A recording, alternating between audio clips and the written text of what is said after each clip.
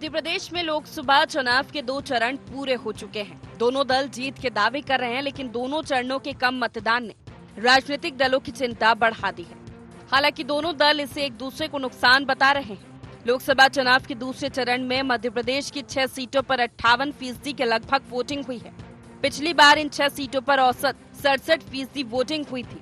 इस लिहाज से करीब 9% कम वोटिंग हुई। लोकसभा वार नजर डाले तो कम मतदान किसे नुकसान। रीवा में 49.44% मतदान हुआ, जो 2019 की तुलना में 10.89% कम है। सतना में 61.87% वोट पड़े, जो 2019 की तुलना में 8.84% कम है। खजुराहो में 56.91% वोटिंग हुई, जो 2019 चुनाव की तुलना में 11.30% कम है। दमोह में 56.40% मतदान हुआ, जो 2019 की तुलना में 9.42 कम है। टीकमगढ़ में 59.79% वोट पड़े, जो 2019 की तुलना में 6.78% कम है। होशंगाबाद में 67.16% वोट पड़े हैं, जो 2019 की तुलना में 7.03% कम है। पहले चरण में भी 2019 की तुलना में 8% कम वोट पड़े थे। सीधी में 55.19% वोट पड़े थे, जो 2019 की तुलना में 14.31% कम थे। शहडोल में 63.73% वोट पड़े, जो 2019 की तुलना में 11% कम थे। छिंदवाड़ा में 79.59% वोट पड़े थे, जो 2019 की तुलना में 2.8% कम थे। मंडला में 72.49% वोट पड़े थे, 2019 की तुलना में 5.27% कम थे। बालाघाट में 73.18% वोट पड़े थे, जो 2019 की तुलना में 4.43% कम थे। जबलपुर में 60.52% वोट पड़े, जो 2019 की तुलना में 8.91% कम थे। भाजपा ने लोकसभा चुनाव में विधानसभा चुनाव की तुलना में 10% वोट बढ़ाने का लक्ष्य रखा था। टारगेट था कि हर पोलिंग में 370 वोट बढ़े, लेकिन दूसरे चरण के 6 संसदीय क्षेत्र में आने वाली 47 विधानसभा सीटों पर 5 महीने पहले हुए चुनाव से भी 17% कम वोटिंग हुई है। इन 47 सीटों में से 4 सीटों पर भाजपा और 7 सीटों पर कांग्रेस विधायक है। इसी तरह पहले चरण में विधानसभा चुनाव के मुकाबले 12.25% कम वोटिंग हुई थी, जबकि इन 47 विधानसभा सीटों में भाजपा के पास 28 और कांग्रेस के पास 19 सीटें हैं। ऐसे में भाजपा हाईकमान ने इन विधायकों को अब 2 टूक कह दिया है कि उनका राजनीतिक भविष्य मतदान प्रतिशत पर ही तय होगा। इस पर कांग्रेस भाजपा को घेरने में जुट गई है। उसका दावा है कि मोदी सरकार से मतदाताओं का मोह भंग हो चुका है। वहीं भाजपा का कहना है कि कांग्रेस में कोई दम न दिखने से उसका मतदाता घर से बाहर ही नहीं निकला। इसके साथ ही शादी, ब्याह और खेतीबाड़ी के सीजन के चलते वोटिंग घटी। जो कल का मतदान हुआ, जनता ने जिस तरीके से भारतीय जनता पार्टी को नकारा है, भारतीय जनता पार्टी के क्रियाकलाप से, इनकी सत्ता से, इनके झूठ से, इनकी नफरत की बातों से, घृणा, नफरत, बंटवारा, हर तरह की भाषा बोल रहा है। जो मतदान का प्रतिशत महसूस करा रहा है बीजेपी को कि बीजेपी हारने वाली है और कांग्रेस जीतने वाली है, गठबंधन जीतने वाला है। ये वोट घटने का कारण एक तो कांग्रेस पार्टी में भी एक निराशा थी, उनके अंदर उदासीनता थी, तो कांग्रेस के भी लोग कोई दिखे नहीं उधर। शादी ब्याह के माहौल में आज बारिश कई जगह हुई है, ऐसे कई प्रकार के फसल कटाई का मौसम भी चल रहा है। और इससे ज़्यादा अच्छा ये हुआ कि जो परसेंटेज हुआ उसमें भाजपा का 20% से ज़्यादा अंदाज लग रहा है कि कांग्रेस को 20% से ज़्यादा पीछे छोड़ रहा है। पहले और दूसरे चरण में हुई लोकसभा चुनाव की वोटिंग में मतदाताओं की अरुचि ने राजनेताओं के साथ अफसरों और चुनाव आयोग की भी चिंता बढ़ा दी है। इसे देखते हुए अब बाकी बचे 2 फेज की वोटिंग में मतदाताओं को मतदान केंद्र तक पहुंचाने के लिए चुनाव आयोग द्वारा चले बूथ की ओर अभियान चलाने का फैसला किया गया है।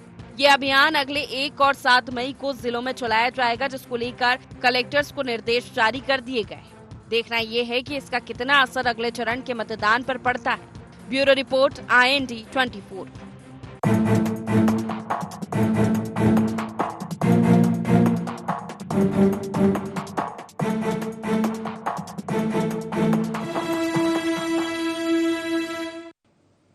नमस्कार, आई इंडिया एजेंडा कम मतदान किसे नुकसान में आपका स्वागत है। मैं हूं आपके साथ नवीन पुरोहित। चर्चा को विस्तार देंगे उसके पहले आई इंडिया एजेंडा के मुख्य बिंदुओं की तरफ एक निगाह डालते हैं।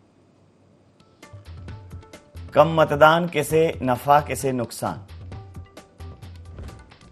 क्या सचमुच कमजोर पड़ा मोदी मैजिक? क्या उदासीन रहा विपक्ष समर्थक मतदाता? क्या मतदाता जागरूकता अभियान की कमजोरी से घटा वोट प्रतिशत? नमस्कार, इन्हीं सवालों के साथ चर्चा में आप सबका पुनः स्वागत है। लोकसभा के 2 चरणों के मतदान हो चुके हैं, लेकिन मतदान का जो प्रतिशत है वो निश्चित रूप से चिंता व्यक्त करता है। मतदान प्रतिशत कम है और जो लक्ष्य रख रही थी पार्टियां, निर्वाचन आयोग भी उम्मीद कर रहा था कि 100% मतदान कराने की कोशिश करेंगे, लेकिन 65-70% के आसपास मतदान की कोशिशें की जा रही थी, जो कहीं ना कहीं 50-55 के बीच में, 45-55 के बीच में सिमटता नजर आ रहा है। अब जब ये मतदान प्रतिशत कम है तो तरह तरह से कयास लगाए जा रहे हैं। भारतीय जनता पार्टी कह रही है कि जो कांग्रेस समर्थक मतदाता है वो इतना हताश और निराश है कि वो निकला नहीं, और तमाम जो ये समय है, इस समय पर शादी विवाह हैं, गर्मी पड़ रही है, मौसम की मार है और तमाम ऐसे कारण भी बताए। वहीं कांग्रेस कह रही है कि मोदी मैजिक खत्म हो गया है, मतलब ये जो मतदान प्रतिशत कम हुआ है ये मोदी मैजिक कम होने का प्रमाण है। तो कांग्रेस इस कम मतदान प्रतिशत को भारतीय जनता पार्टी की कमजोरी के तौर पर देख रही, भारतीय जनता पार्टी इस कम मतदान को कांग्रेस की कमजोरी के तौर पर देख रही है। लेकिन मतदान प्रतिशत अगर कम हुआ है तो निश्चित रूप से वोट प्रतिशत अगर कम हुआ है तो किसी न किसी को तो नुकसान होगा, सीटों पर इसका नुकसान तो होगा, ओवरऑल इसका फर्क पड़ेगा। तो किसको नफा होगा किसको नुकसान होगा, इसका आकलन परिणाम जब सामने आएंगे तो स्पष्ट हो जाएगा। लेकिन चिंता तो दोनों दलों को हो रही होगी। हालांकि आरोप प्रत्यारोप के दौर जारी है, इसी मुद्दे पर करेंगे चर्चा। हमारे साथ चर्चा में शामिल हैं सचिन वर्मा जी, मीडिया वार्ताकार है मध्य प्रदेश भारतीय जनता पार्टी के। अमित तावरे जी, प्रवक्ता मध्य प्रदेश कांग्रेस के हमारे साथ हैं। सुरेश शर्मा जी, वरिष्ठ पत्रकार हमारे साथ हैं। आप समस्त महानुभावों का बहुत बहुत स्वागत है। सीधा सवाल, सचिन जी, मतदान प्रतिशत जो है कम होने को मोदी मैजिक कम होने के तौर पर देख रही है कांग्रेस, क्या कहें?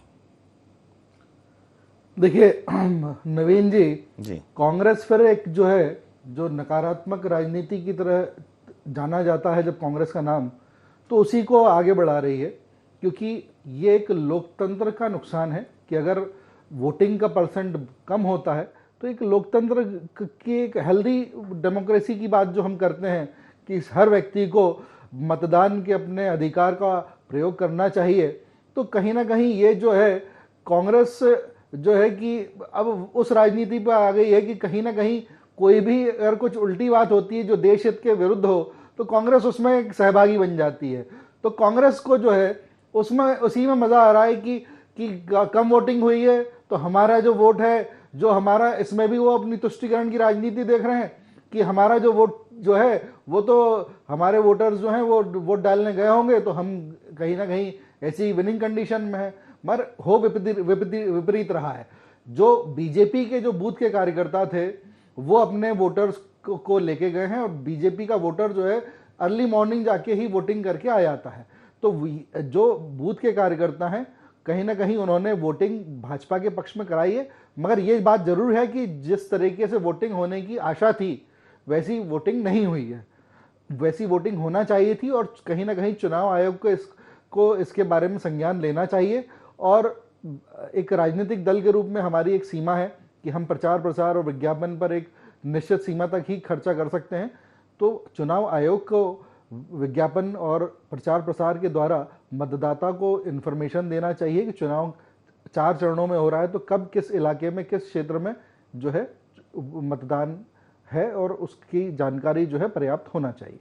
जी तो अमित जी, आप तो इस मतदान प्रतिशत से मोदी मैजिक के कम होने की उम्मीद लगाने लगे हैं। मतदान प्रतिशत कम होना तो चिंताजनक है। लोगों का अगर लोकतांत्रिक प्रक्रिया में पार्टिसिपेशन कम हो रहा है तो आपके लिए भी चिंताजनक है, लेकिन आप इससे ये अंदाजा लगा रहे हैं कि मोदी मैजिक धुल गया, मतलब मोदी मैजिक ही मतदान प्रतिशत के लिए उत्प्रेरक का कार्य करता था। देखिए, सबसे पहले तो नवीन जी, मैं आपकी हिम्मत को सलाम करना चाहूँगा कि आप जैसे पत्रकार लोग और आपके चैनल ने कम से कम ये हिम्मत तो दिखाई कि ये सवाल उठाया कि मोदी मैजिक खत्म हो चुका है। दूसरी तरफ हम यदि बात करें तो ये उदासीनता जो दिखाई दे रही है, जो कि नहीं दिखाई देना चाहिए, उसका एक कारण समझिए आप। 10 साल तक जब पूरे देश की जनता आपको एक अपार बहुमत देती है, आज़ाद भारत के इतिहास में आपने ऐसे प्रधानमंत्री नहीं देखे होंगे जो चलते चुनाव में लगातार झूठ बोलते हों। माँ से मटन, माँ से मछली, माँ से मुसलमान, आप देखिए कितना नकारात्मक प्रचार नरेंद्र मोदी जी करते हैं। आप समझिए 10 साल में आपने क्या किया या क्या नहीं किया, वो बताने के बजाय आप ये बताते हैं कि कौन मछली खा रहा है। ऐसा झूठा प्रचार करते हैं कि मंगलसूत्र छीन लेंगे वो आएंगे तो, आपकी सारी संपत्ति जो है वो इस वर्ग को दे देंगे। आप समझिए, तो ये, और आप एक चीज और बताना चाहूंगा मैं कि अभी हमने आपके चैनल पे देखा कि उप मुख्यमंत्री जी और इनके जो नेता मुख्यमंत्री जी जो बता रहे थे, इनके चेहरे से आप समझ सकते हैं कि क्या है। उप मुख्यमंत्री जी बड़ा हास्यास्पद बयान दे रहे हैं कि कांग्रेस के लोग जो है वोट डालने नहीं गए। इनको सारी चीजें कैसे पता है, इनको बताना चाहिए। दूसरी तरफ मुख्यमंत्री जी तो उनसे 2 कदम और आगे हैं, कह रहे हैं गर्मी बहुत पड़ रही है, शादी है। अरे ये तो हमेशा से होता आया है ना कि भारत में पहली बार गर्मी पड़ रही है चुनाव के समय। 2019 में, 2014 में क्या ऐसा मौसम नहीं था? आप इस चीज को स्वीकार करिए कि आजाद भारत के सबसे झूठ बोलने वाले प्रधानमंत्री के प्रति ये उदासीनता है।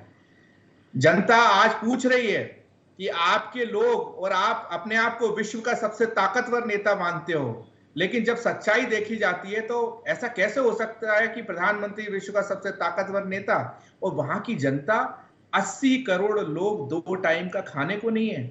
2014 के बाद आपने 23 करोड़ लोगों को वापस गरीबी रेखा में डाल दिया और आप इतने हताश हो गए हैं।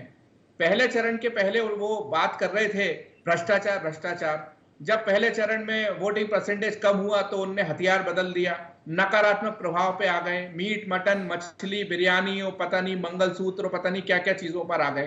क्या प्रधानमंत्री को ये शब्द शोभा देते हैं? 70 सालों में 55 साल जो है वो कांग्रेस की सरकार रही है। नवीन जी, मुझे बताइए कितनी महिलाओं के जो है वो मंगलसूत्र किसी ने ले लिए हो? झूठ भी इनसे शर्मा जाए, मुझे भी शर्म आ रही है क्योंकि वो हमारे देश के प्रधानमंत्री हैं, लेकिन इंटरनेशनल मीडिया सहित तमाम जगह पर इतनी हास्यास्पद और नकारात्मक छवि बन रही है। इस चुनाव में पहली बार ऐसा हुआ है आजाद भारत के इतिहास में कि संयुक्त राष्ट्र ने यह कहा हो कि हम उम्मीद करते हैं कि भारत में जो आने वाला चुनाव है वो निष्पक्ष हो पाएगा। आप समझिए इस टिप्पणी को संयुक्त राष्ट्र की। तो ये नकारात्मकता का जो माहौल है ये भारतीय जनता पार्टी के खिलाफ है, नरेंद्र मोदी जी के खिलाफ है, ये उन बोलने वाले लोगों के खिलाफ है जो चुनाव के पहले ही बोल देते हैं कि अब की बार 400 पार। और इसका एक और उदाहरण समझिए आप कि आपने रीवा और समस्त जो सीटें बताई हैं, यहां पे किसके सांसद थे पिछली बार 2019 में, किसके जीत के आए थे? और यदि वोटिंग परसेंटेज कम हो रहा है तो किसको नुकसान होगा? हम कांग्रेसी भविष्य वक्ता नहीं है कि 400 पार, 300 पार, 200 पार, ये नहीं कहते, लेकिन जो सच्चाई दिख रही है वो आपको भी समझ में आ रहा है, हमको भी समझ में आ रहा है, मुख्यमंत्री जी और उप मुख्यमंत्री के चेहरे देखकर भी समझ में आ रहा है कि क्या स्थिति है। अमित शाह जी को ये क्यों कहना पड़ रहा है कि भाई विधायकों की लिस्ट बनाओ, मंत्रियों की लिस्ट बनाओ, जिनके यहाँ पे कम मतदान होगा उनको उनके पद ले लिए जाएंगे? ये क्यों कहना पड़ रहा है? क्योंकि आपको मालूम है आपकी जमीन जो है वो खिसक चुकी है। मैं सुरेश शर्मा जी से समझने की कोशिश करता हूं कि कम मतदान से जमीन किसकी खिसक रही है। हालांकि लोकतांत्रिक प्रक्रिया की जमीन तो खिसकती हुई नजर आ रही है। चुनाव आयोग के सारे प्रयास जो है करने के बावजूद अगर मतदान प्रतिशत नहीं बढ़ता है, जबकि जागरूकता जिस हिसाब से मतदान को लेकर हर जगह प्रचार प्रसार है, तो मतदान की प्रक्रिया में अगर मत प्रतिशत कम हो रहा है तो एक सवाल वहाँ भी है।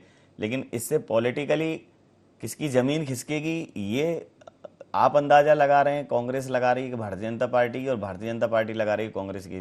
सर, किसको फर्क पड़ेगा इसका, एक अनुमान अगर आपके दृष्टिकोण से देखा जाए? देखिए नवीन जी, सबसे पहली बात यह है कि हम सब लोग केवल ये ध्यान दे रहे हैं कि 2019 की तुलना में 2024 में मतदान कम हुआ है, जबकि 2019 के चुनाव से पहले सर्जिकल स्ट्राइक का एक ऐसा मामला था जिसके कारण लोगों की जिसको कहते हैं वोट के प्रति आकर्षण ज्यादा बढ़ा था।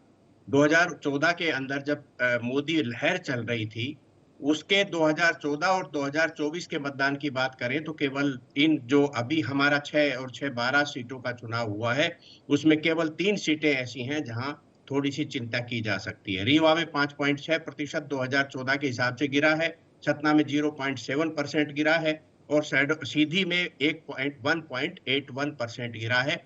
बाकी सारी जगह पर 2014 की तुलना में मतदान का प्रतिशत बढ़ा है। इसलिए सर्जिकल स्ट्राइक के विषय को जोड़ करके यदि हम देखें, जिसमें सीधे 9% से 15% की वृद्धि हुई थी, इसलिए एक झटके में जो वृद्धि हुई है उसको हम आज आधार मान करके तारतम्य नहीं कर सकते। 2014 की तुलना में आज के इसको मतदान को देखते हैं तो मोदी लहर के समान आज भी वही वातावरण है जो 2014 में हुआ था। इसलिए सबसे पहली बात तो ये है कि ये जो निराशा बनाने का काम हो रहा है कि मतदान बहुत कम हुआ है, मैं इससे अपनी स्वीकृति नहीं देता।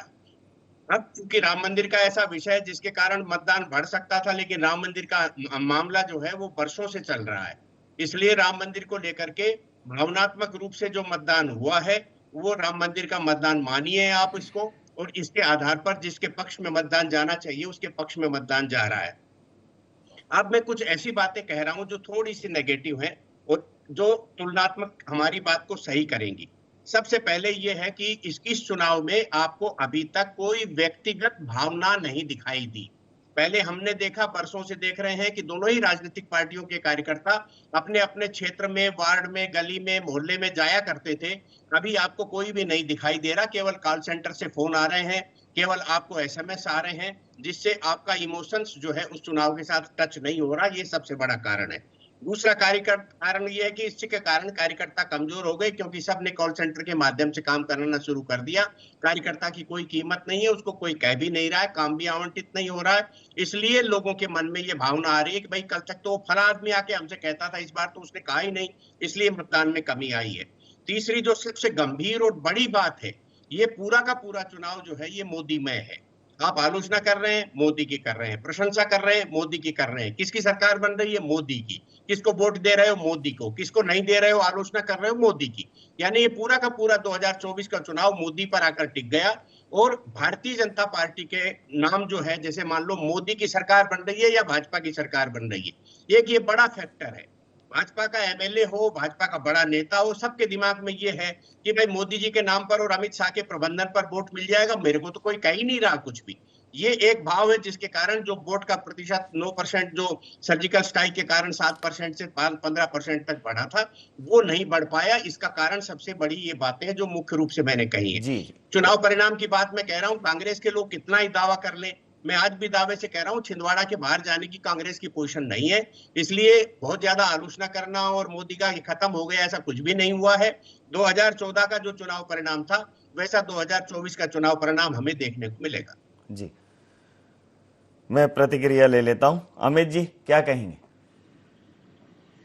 देखिए, सुरेश शर्मा जी का प्रेम और स्नेह कभी भी कांग्रेस को मिला नहीं है, हमेशा भारतीय जनता पार्टी को मिलता है। इसमें हो सकता है हमारी कोई कमी होगी, इसमें कोई बात नहीं है। आप कभी भी इनका इतिहास उठाकर देख लेंगे तो वो प्रेम स्नेह भारतीय जनता पार्टी के ऊपर रहता है, इसमें कोई नई बात नहीं है। दूसरी बात यह है कि आप और मैं देख रहे हैं कि सिर्फ चुनावों की बात नहीं है। जब से 2014 से भारतीय जनता पार्टी की सरकार आई है, प्रचार प्रसार के मामले में, चाहे इलेक्ट्रॉनिक मीडिया हम ले लें, हम प्रिंट मीडिया ले लें, हम सोशल मीडिया ले लें, हम यूट्यूब ले लें, इंस्टाग्राम ले लें, मतलब जिन लोगों को नहीं चाहिए, जैसे हमारे पास भी भाई मेरे को मेल नहीं चाहिए उनका, या मुझे व्हाट्सअप नहीं चाहिए, लेकिन हमारे पास भी 10 साल से उनके कंटिन्यू प्रचार प्रसार जो चलता है। ऐसे कैसे कह सकते हैं कि इन्होंने प्रचार प्रसार नहीं करा?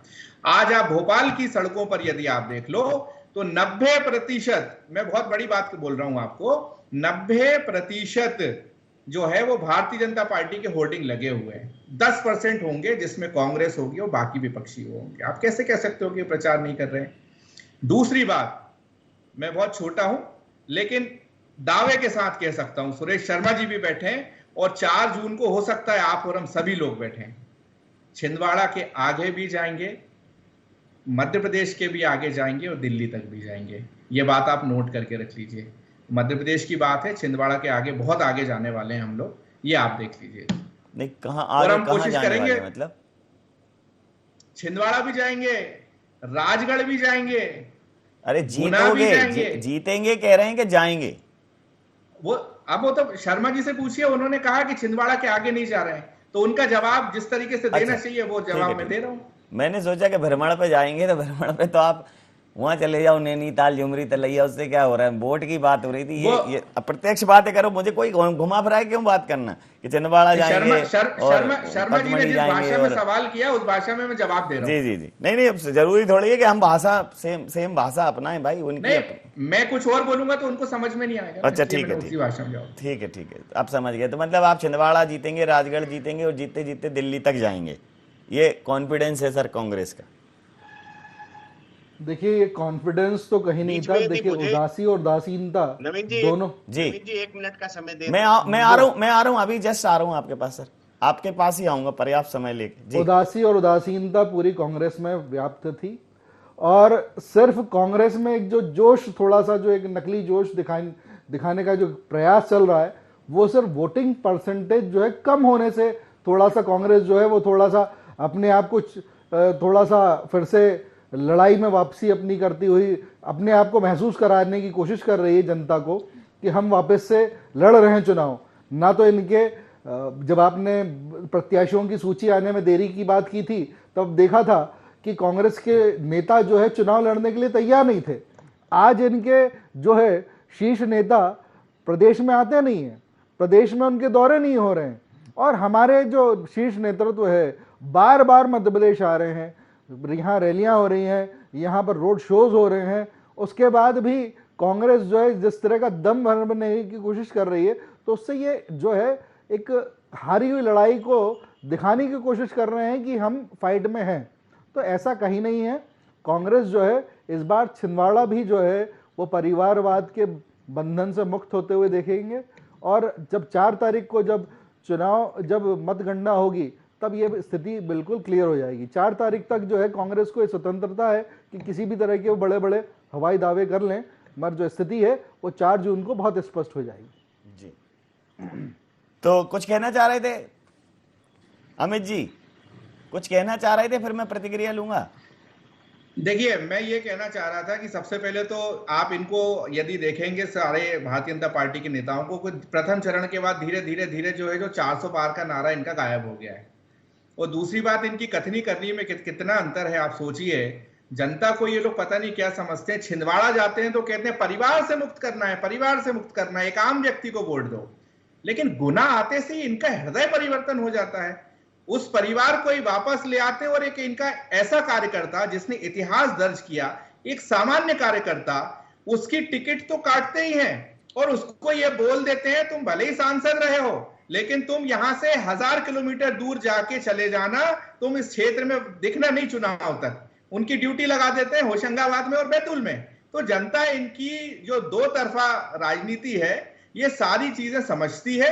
ये कितना भी कुछ भी कर लें, ठीक है, जनता समझ चुकी है। इतना नहीं समझती जनता। बहुत होता है कायाकल्प के लिए। आप अगर जनता को इतना पॉलिटिकली समझदार मतलब मानते हैं, वैसे जनता समझदार ही होती है, लेकिन इतना पॉलिटिकल नॉलेज रखती है जनता के, ऐसा डीपली रिसर्च कर ले कि एक सांसद अमित शाह जी को ये कहना पड़ा, नवीन जी गुना में, मैं तो गुना से ही आता हूँ। हाँ, समझ गया मैं। केपी यादव जी के लिए कहना पड़ा कि आप लोग निराश मत हो, अगर आप पूरे मध्य प्रदेश का एक विषय मानते हैं, क्योंकि उनको मालूम है मान लिया जमीनी स्तर पे। लेकिन आपका ये जो तर्क है, ये तर्क मेरे ही गले नहीं उतर रहा है कि केपी यादव जी के स्थानांतरण को अगर आप पूरे मध्य प्रदेश के विश्लेषण का विषय मानते हैं कि इससे जनता न्याय करेगी और इससे जनता आकलन करेगी, अगर ये आपका है, नहीं तो खुश रहिए। यदि आप मुझे और समय दें तो मैं ऐसे बहुत सारे उदाहरण दे सकता हूं। नहीं, अभी समय की अंतिम चरण में हूं मैं, तो अंतिम प्रतिक्रिया के साथ चर्चा समाप्त करूंगा, क्योंकि ये लोकतंत्र है। जी, समझ गया। ये एक फैक्टर हो सकता है, आप मान लिया, मैंने आपकी बात मान ली। अगर ऐसे 100 फैक्टर हैं तो आप उसको ही 100% मानिए। सुरेश शर्मा जी, ये भी एक फैक्टर हो सकता है, और इस तरीके के बहुत से फैक्टर हैं जो जनता को भारतीय जनता पार्टी के प्रति एक बेरुखापन पैदा करने में सहायक हो रहे हैं या उसका कारक बन रहे हैं, और उसी वजह से लोग वोट नहीं कर रहे हैं। एक चीज जो मैंने नोटिस की है, चर्चाओं में सामने आई है, नोटिस तो क्या की है, चर्चाओं में आई है, नोटिस तो नहीं की है। हालांकि कह सकते हैं ऐसा कि नोटिस की है या उसका बड़ा गंभीर पड़ताल किया है, यहां बैठ के कहने में कोई गुरेज नहीं है, लेकिन ये सिर्फ चर्चाओं में सामने आई। तो चूंकि हो सकता है आपने उसको नोटिस किया हो कि भारतीय जनता पार्टी ने इस बार प्रचार प्रसार डोर टू डोर कैंपेन थोड़ा उनका जो कम दिखा, और वही एक है जो लोगों को घर से निकालता है। तो क्या वो एक फैक्टर है, और जो कांग्रेस कह रही है क्या ये फैक्टर है? सर, अंतिम प्रतिक्रिया के साथ चर्चा समाप्त करो। मैंने दो बातें पहले ही कही, और उसमें ये कहा कि कार्यकर्ता में उत्साह नहीं है, और अमित जी विद्वान हैं, युवा हैं, आप बड़ा भविष्य है उनका, और बहुत अच्छा संतुलित बोले, हमें हमारे विरोध में बोले तब भी संतुलित बोले। तो मैं ये कहना चाहता हूं कि मैंने ये कहा था कि कार्यकर्ता गली गली में जो दिखाई देता था वो नहीं दिखा, इसलिए मतदाताओं का इमोशंस जो है वो चुनाव के प्रति नहीं जुड़ पा रहा, क्योंकि मुझे कोई ये कह ही नहीं रहा कि वोट डालिए आप, तो इसलिए मैं मतदान के लिए क्यों भाग के जाऊंगा, ऐसी मानसिकता मुझे देखने को मिलती है। एक बात। दूसरी बात ये है कि जो भाजपा का संगठन है, जिसको मैंने बारीकी से देखा हूं, मैंने कांग्रेस को भी बहुत पढ़ा है, देखा नहीं है बारीक से, और मैंने पढ़ा है, उसके आधार पर मैं ये विश्लेषण कर रहा हूं, दावा कर रहा हूं कि भाजपा का जो संगठन मंत्री स्तर वाला जो नेता है, वो चारों पांचों जो है वो विभिन्न क्षेत्रों में जा रहे हैं, उनने कार्यकर्ताओं को सक्रिय करने का काम कर रखा है। प्रधानमंत्री जी बार बार यहाँ आ रहे हैं, अमित शाह जी और अन्य पदाधिकारी आ रहे हैं। ऐसी गतिविधियां कांग्रेस की तरफ से कहीं भी किसी को दिखाई नहीं दे रही। अमित जी को कहीं दिखाई दे रही होंगी तो हमें प्रेस नोट भेज दें, हमें कोई आपत्ति नहीं है, तो हम समझ जाएंगे कि ऐसा कुछ इनके यहाँ भी चल रहा है। ऐसी जानकारियां नहीं आ रही, इसलिए मैं ये दावे से कह रहा हूं कि हम तो चाहते हैं विपक्ष ताकतवर हो, लेकिन ताकतवर होने के लिए कुछ तो एफर्ट्स करना ही पड़ेगा ना। सुप्तस्य सिंहस्य प्रविशन्ति मुखे मृगा, सोए हुए शेर के मुंह में आके थोड़े ना मेरा कार्याणी न मनोरथई, कुछ तो करना ही पड़ेगा ना। अब आप पहले दिन आपका फ्यूल खत्म हो जाता है, दूसरे दिन आपके यहाँ जो है अस्वस्थ हो जाते हैं। तो प्रचार को प्रचार की तरीके से करेंगे तभी तो जाकर के उसका लाभ मिलेगा। मुझे लगता है जनता के बीच अपनी बात पहुंचाने का एक तरीका होता है। टीवी चैनल पर किसी को नीचा दिखाने से या किसी के बारे में टिप्पणियां कर देने से थोड़ी देर के लिए गर्व होता है, उसका जनता में कोई प्रभाव नहीं पड़ता। जी, मैं समय सीमा के चलते ये चर्चा यहाँ समाप्त करूंगा। आप समस्त महानुभावों का बहुत बहुत धन्यवाद, बहुत बहुत आभार। तो मतदान प्रतिशत तो कम हुआ है, और ये 10% मतदान प्रतिशत कम होना उस दावे के बाद जब 10% मतदान प्रतिशत बढ़ाने की बातें और जागरूकता की तमाम बातें और दावे किए जा रहे थे, चिंता का विषय है। लेकिन कांग्रेस इसको ऐसा मान रही है कि ये भारतीय जनता पार्टी का प्रभाव कम हुआ है, मोदी जी का जादू कम हुआ है, जबकि भारतीय जनता पार्टी ये मान रही है कि कांग्रेस के लोगों में इतनी उदासीनता है कि कांग्रेस का कार्यकर्ता और कांग्रेस का जुड़ा हुआ जो भी 20-30-35% तक उनको वोट मिलता है, उनका वोट शेयर है इतना, तो उनके वोट शेयर में ही ये उदासीनता के कारण लोग घर से नहीं निकले। तो कोई तो है जो नहीं निकला है।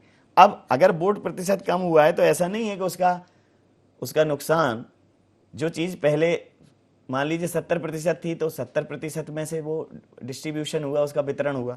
अब अगर वो 50% है तो उसमें से वितरण होगा, तो वो नुकसान तो सबको ही होगा। अब उस कम प्रतिशत में ज्यादा झुकाव किसकी तरफ है? जीत हार इससे तय नहीं होगी कि कितना मतदान प्रतिशत गिरा। जो गिरा उसमें से किसको कितना मिला, ये जीत हार तय करेगा, ये निर्धारित करेगा कि किसको कितनी सीटें मिली।